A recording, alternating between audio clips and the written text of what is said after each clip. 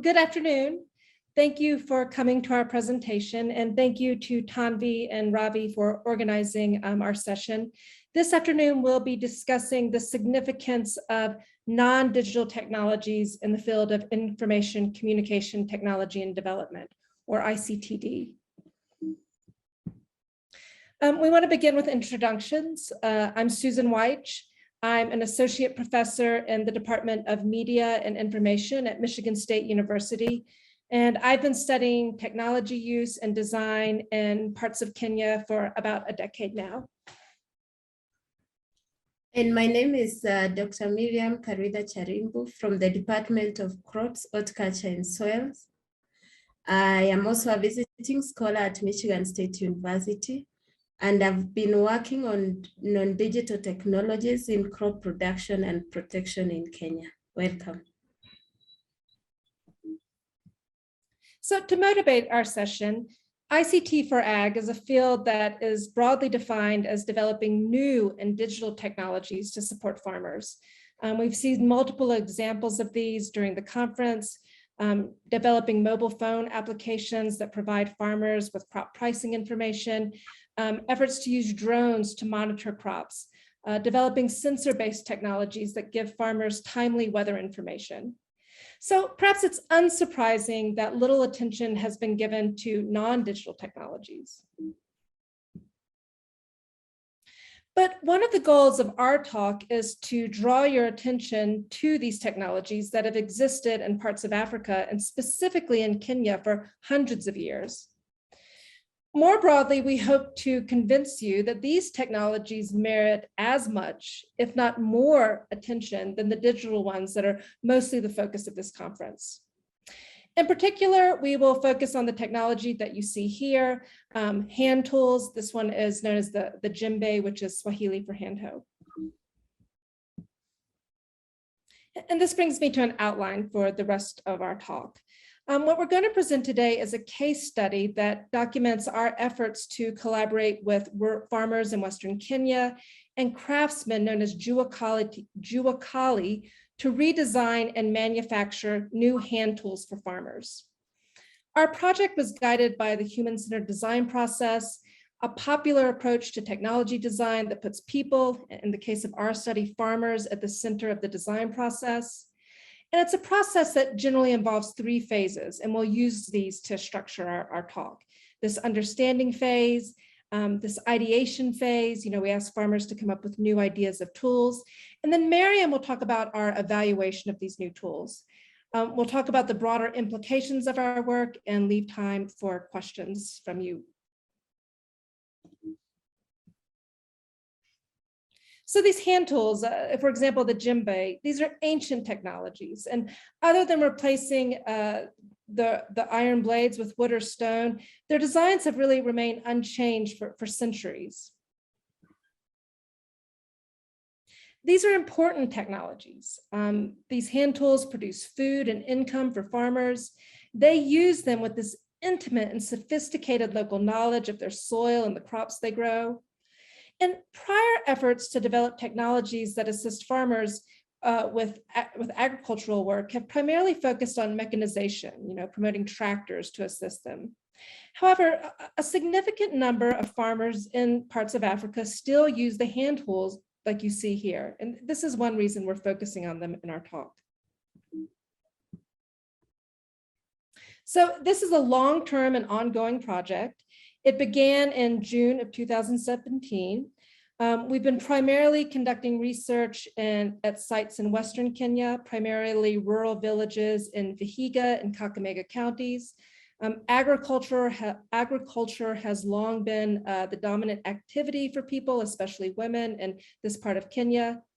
Also, our project collaborators, an NGO called Rural Outreach Africa, are based in this part of Kenya. They have an office there, which helped us identify and recruit farmers to participate in all aspects of this project. And to date, we've worked with 26 different groups of farmers, and approximately 340 farmers have participated in one aspect of this project. So this human-centered design process begins with this understanding phase. So to understand farmers and the hand tools we use, we began by conducting group interviews and observations. We asked them to show us their tools, to talk about which ones they used and why. We asked them how much their tools cost, where they store them, how they maintain them, and so on. And our ultimate goal was really to gain this deep understanding of these tools to inform the next phases of our design process.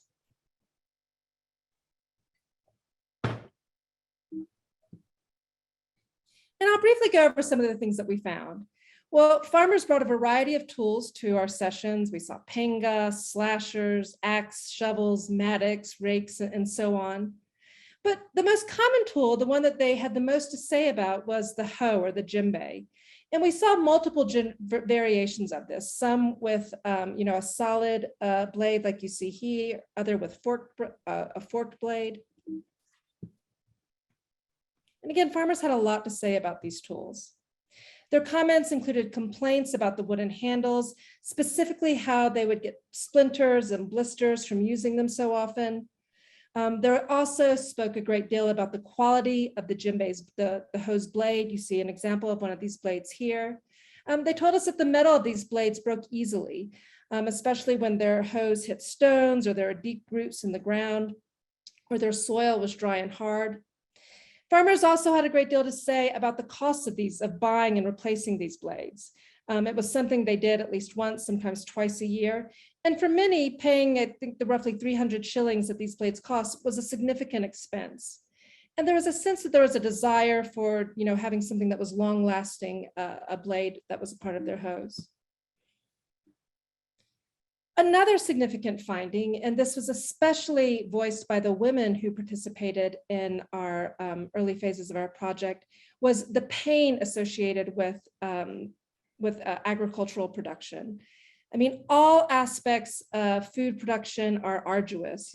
Planting soil, planting the seeds, breaking the soil. But the one that women had the most to say about was weeding. And it was widely recognized as the most grueling aspect of food production. And women are responsible for 90% of weeding in East Africa. The women in our studies talked extensively about this process, having detailed knowledge about the weeds that they needed to get rid of, knowing when it was time to get rid of them, knowing the variations among the weeds and which ones were the most difficult to pull out of the ground. They also had a great deal to talk about how painful this process was, mostly because it involves frequent bending over and squatting. They were tired after they weeded. They told stories about ways they alleviated pain by getting a massage from their husband, taking baths, taking a Panadol. You see an advertisement for that here. And there was another finding that I want to share because I think it's very relevant to this conference, and in particular the discussions about mobile phones. During these sessions, we asked farmers to compare their hand tools with their mobile phones. And their comments drew attention to the significance of these tools. The quote that you see here was representative of many we heard. They say you use the djembe to dig, and then the land will produce food. And then I can sell part of that to produce to buy a mobile phone. And you can see that without these hand tools, farmers couldn't really earn enough money to buy a mobile phone. So recall, this is a human-centered design approach. I've talked about the understanding phase, and we use these findings to guide the next phase of our project, this ideation phase. So our goal here was to generate ideas for new tools. So we organized groups of farmers. We had about 73 in total, and we asked them to participate in these design workshops. We covered their tables with pieces of paper. You can see that in the picture here. We gave them markers and pencils, and we asked them to draw a new tool, their perfect tool that they would want to use for weeding. And then we asked them to present these ideas to us. So I have a short video that sort of gives you a sense of what these sessions were like. She's talking about the tool she designed and some specific changes that she wants to be made to tools. It's in Swahili, but there's an English moderator who will clue you into the most important aspects of this, this video.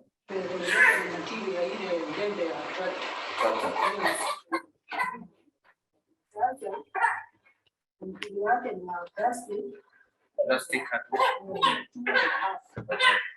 Alafu hapa hiyo ndio zingine huwa zina mostly zinaanza kupasukia hapa. Tunataka kujua. Sasa hapa inataka wewe ndio tengeneza iwe watengeneza hapa. Hata unaweza tumia ile material. Achomera kabisa. Alafu ile bani. Unaweza kuchanganya. Alafu iwe na nguvu.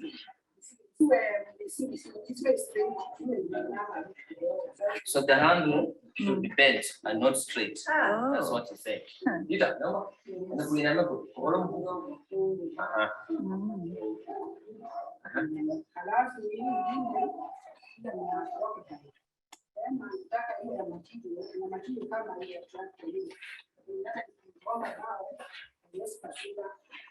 Alafu hapa nyuma ndio pale pasito asitengeneze kama kawaida bila kutengeneza. So you can see how this approach was useful for allowing farmers to visualize some of the changes they wanted to make to their existing tools. She's talking about a plastic handle, a curved handle. And these sessions proved really useful in generating lots of ideas. This is another one that came up in a number of groups, featuring this hand hoe that was described as 2-in-1. So it had a big blade, and the second part was a forked blade. There was a lot of interest in combining two tools into one because it was seen as cost effective, and also a belief that it would make weeding faster for farmers. This is another popular concept. It's an idea for a wheel hoe. So the farmer pushes this hoe. It has different blades and attachments to it that that's useful for also useful for weeding. And this ideation phase of the human-centered design process includes developing prototypes. So we gave these drawings to local craftspeople who are known as juakali, and we asked them to make prototypes of them. And you see some of those here. You see the double-headed djembe, you see the wheel hoe, and all of these prototypes were grounded in the juakali's interpretations of the farmers' sketches.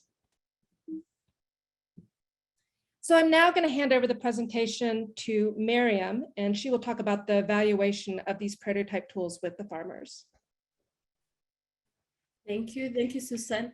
After the farmers had used the tools, after they had designed the tools and they were given them back, they were allowed to use the tools since 2017. And we came back last year in 2021 to check on a number of factors. So we tried to evaluate the HCD process using redesigned tools that can be adopted by the farmers.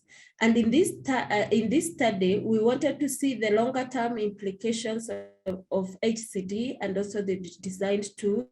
And the major factors we considered is whether the tools were adopted by the farmers. Were they labor efficient? Because that was one of the things they wanted to reduce drudgery. What were the impact of the tools on the environment, that is the soil health and the crop production, and also the health of the farmers. We also wanted to feel their opinion about these redesigned tools, and since they have used them for a long time, do they want any more changes to be done on them? Next slide, please. Next slide. After we did focus group discussion, we did key informant interviews, and we also did household questionnaires for individual farmers. And all these tools were used to check on what is the opinion of the farmers, the ability to be labor efficient, and all the other factors.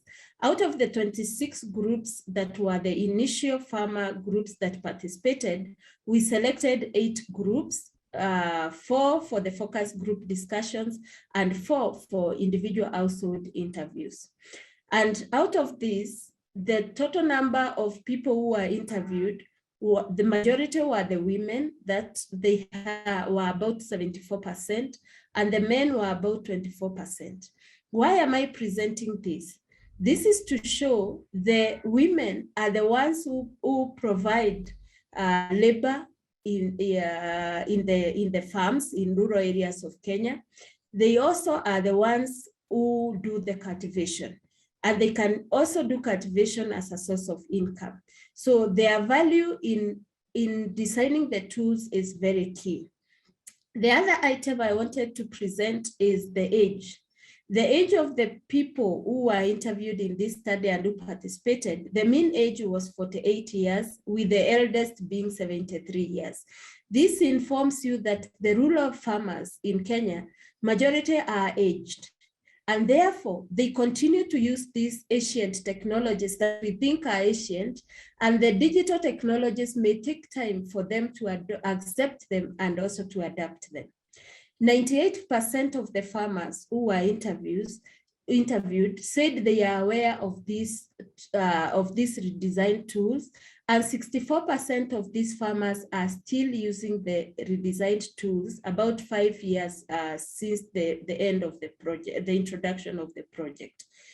This is very key because we need to evaluate any technology that we introduce to the farmers. You need to evaluate on whether it is becoming efficient and whether the farmers themselves want it and whether they are accepting it.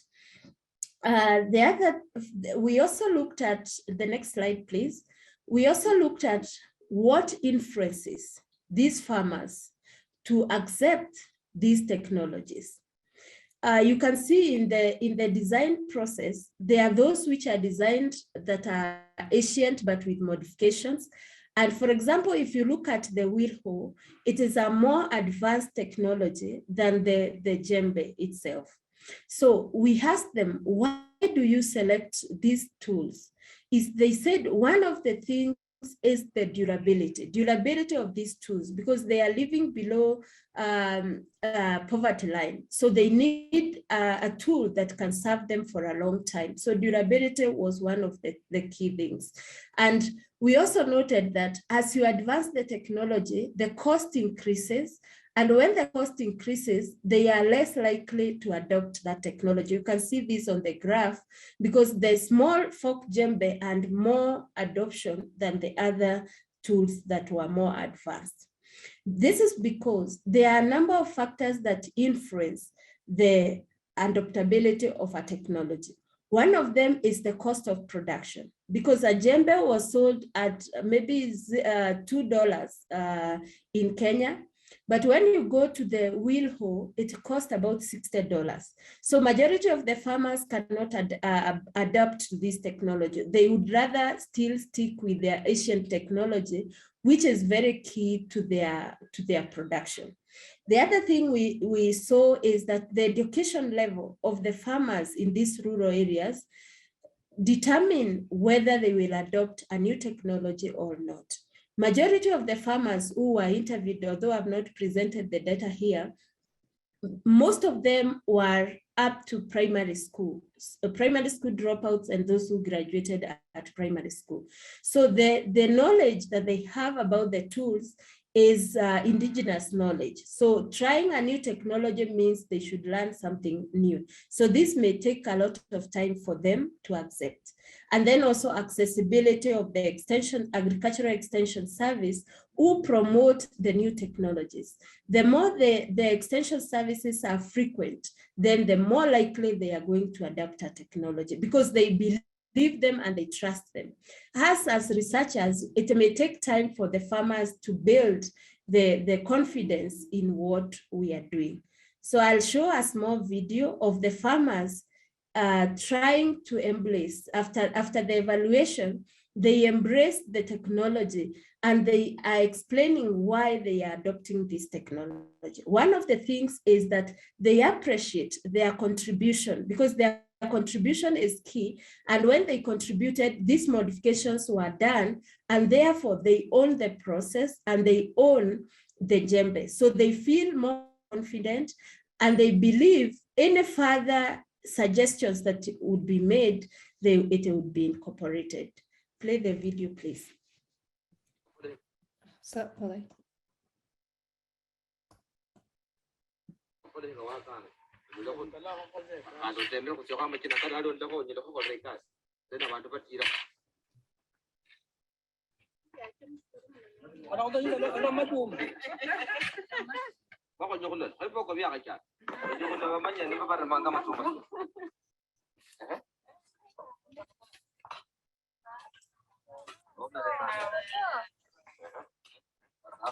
Sawa tu, umetosha.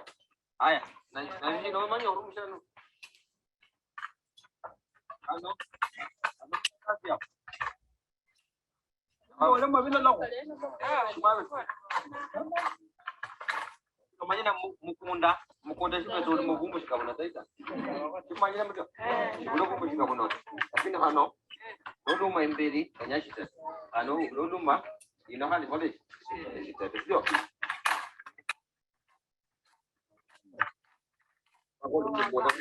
Ulanga. Aho akanga. Wakanga mukunda. Yale ndio kulanga sira kuita. Ndio. Mushiru. Mushiru ile. La kundi yini kilango wilo. Kila sine ita tsandala. Abantu basimuje. Nose kona kasi. Kona kasi ngana. Shinda isho. Sawa.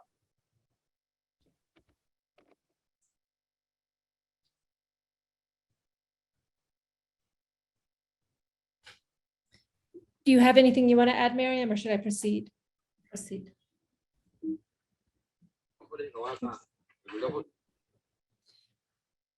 So I'll now talk about the broader implication of our project and what we really see as the takeaways from our presentation.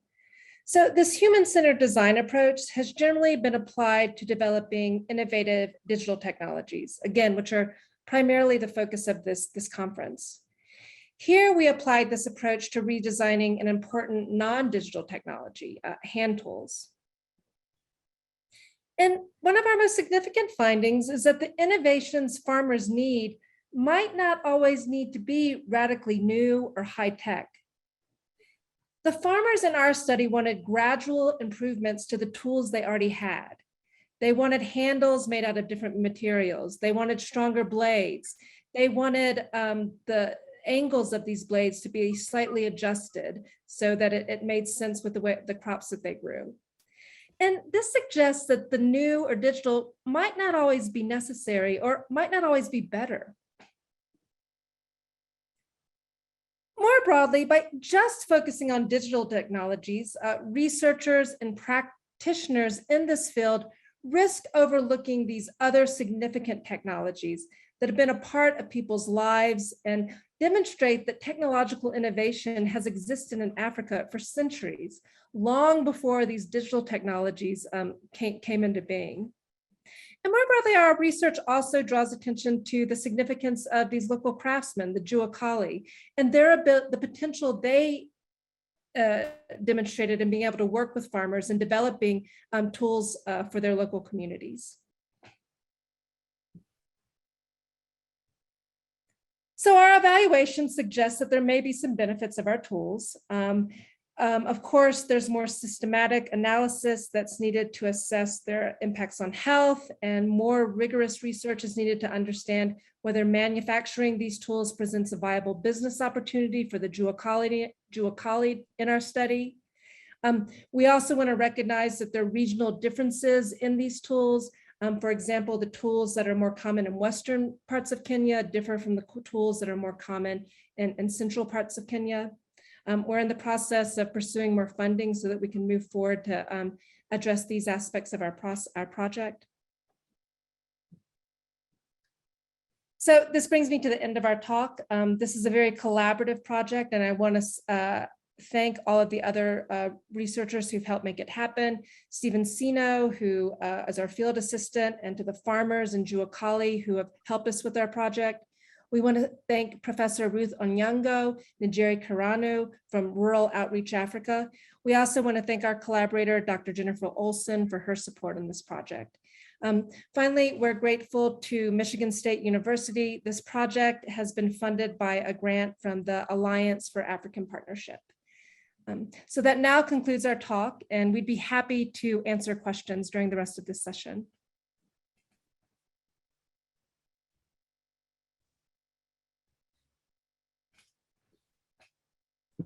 Are there any questions?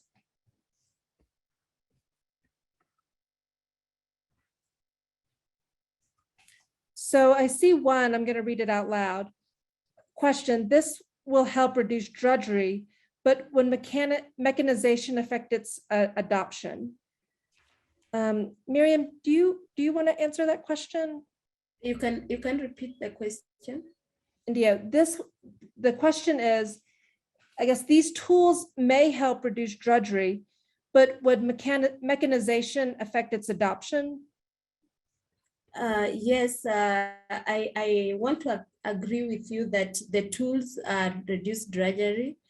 Mechanization is also there, but I want to inform the person who has asked the question that these tools were designed because when you look at Kenya, there are those areas where there are large tracts of land which are flat and mechanization is easily applied.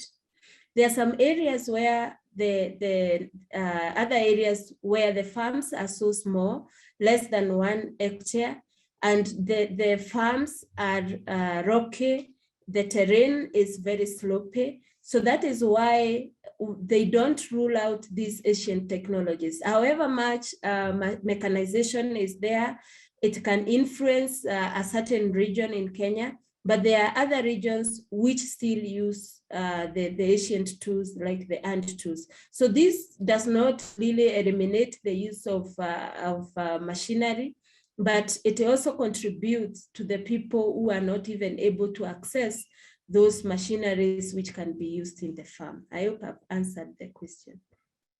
And one thing that Miriam and I have talked about is that we think that there may be environmental benefits of using these hand tools over mechanization, and that could be another potential with working towards redesigning these.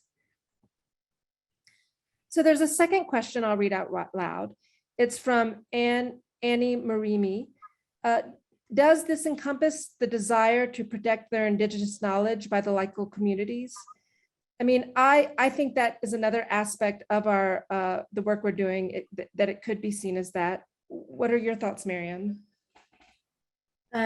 It may be part of the indigenous knowledge because they have a lot of information. And one of the evaluation questions that we had was, how long have you used this machinery or these hand tools, or how long have you lived in this area? Because they also have their own tools that they normally use before even the redesigning.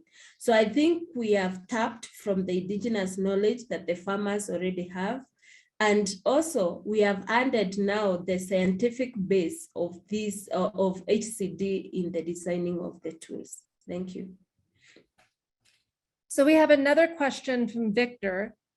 Has your research distinguished between gender and across ages of farmers?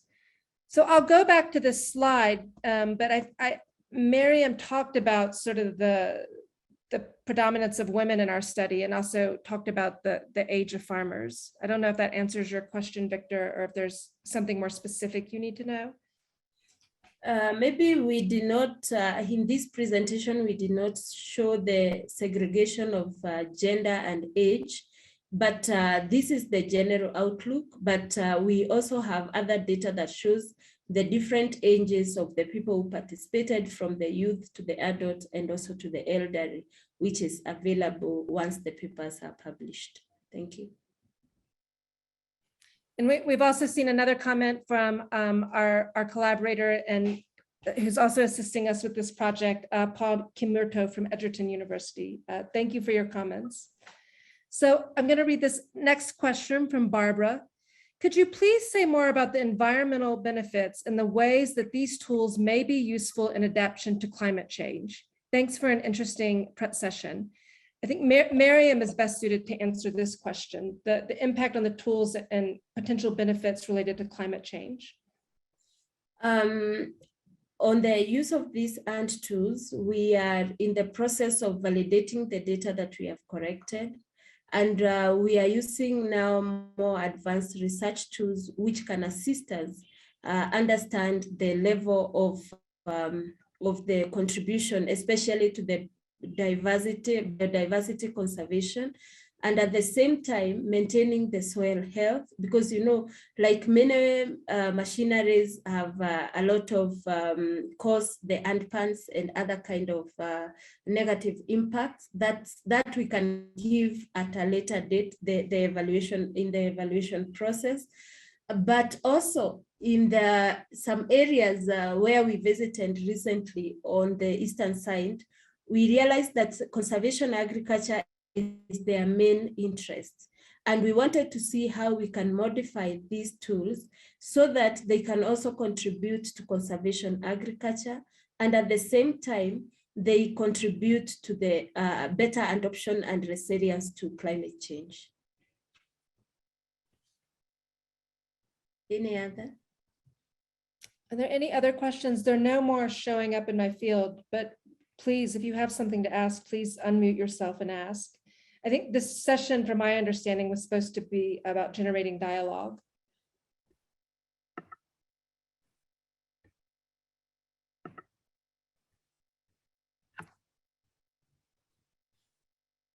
I think there are no more questions. I can't see them from my side.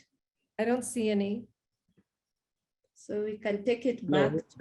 Hello, this is Arbab from Pakistan. I have one question.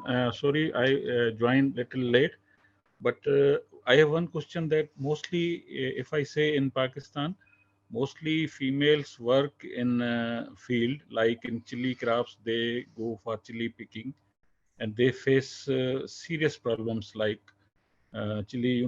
It's very difficult to during picking. Even hybrid varieties, pregnant women, they face so many after effects of these activities. So is there any tools for facilitating women, like in weeding, in transplanting, the roles which is being done by women in the agriculture? So these tools mostly means these are traditionally used from every area. So I hope there might be some consideration on introducing such tools that can help simplifying the work of women in the field. So this is my question and suggestion as well. Thank you, madam. No, we appreciate, and that's one of the aspects that was motivating our project, recognizing that women are primarily responsible for weeding, and that they might most benefit, for example, having tools that are lighter weight or that help them weed more efficiently. Does that answer your question? I don't know if Miriam, you have anything to add? I can add in the prototypes, apart from the ones which are lighter and more efficient, there's also the wheel hoe. However, the cost of its production is high.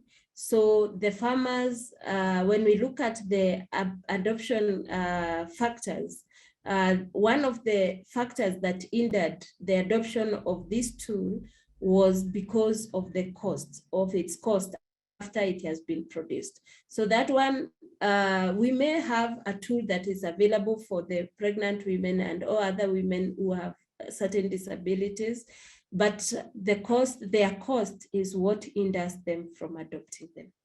Thank you. So I see that Annie Marimi has another question. Please unmute and ask.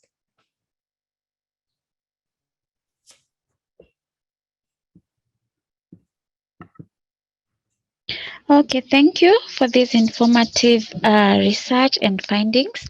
My question is, what about the youth? Do they prefer mechanization or the improved tools, or otherwise? And otherwise is the use of traditional farming tools. Does the age really matter when it comes to the preference? Thank you. That's a very good question. Yes, I think yes, go ahead, Miriam. Then I go next. You can continue, Susan. So Annie, you raise a very important question about the role of the youth, and we recognize that. One of the aspects of this project that we were hoping would excite youth about farming was this design process, and training them to work as Juakali and design and manufacture the tools. I mean, that's one way we're thinking about it. We still don't have enough evidence to see if that has potential, but that's one way we're thinking about addressing it. And Miriam has more to add. Yeah, I wanted to support what you're saying, because the next phase of the project is increased production. And we noticed that in Kenya, the technical institutes, the TVETs, have been getting a lot of support from the Kenyan government to create more employment for the youth. They may not contribute directly to the use of the tools in the farm, because from our data, we realized that the rural population who participate in agriculture, the age is very advanced. But our key input is to use the TVETs and also the Juakali in the Juakali sector, so that they can participate in the manufacturing and also distribution of the tools, in order to create jobs for the youth, and also in order to make them contribute to agriculture. Thank you. Does that answer your question, Annie?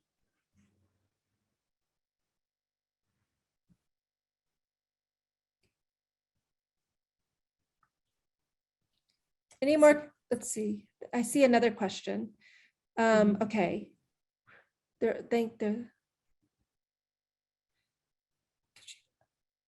So Ravi, is there a question we missed, or? No, Dr. Suzanne, you have answered all the questions in the chat box. And if there are any questions coming up, we'll share that. We'll mail you those questions further. Thank you. Well, please reach out to us if you have more questions or comments, and we appreciate your time and your interest.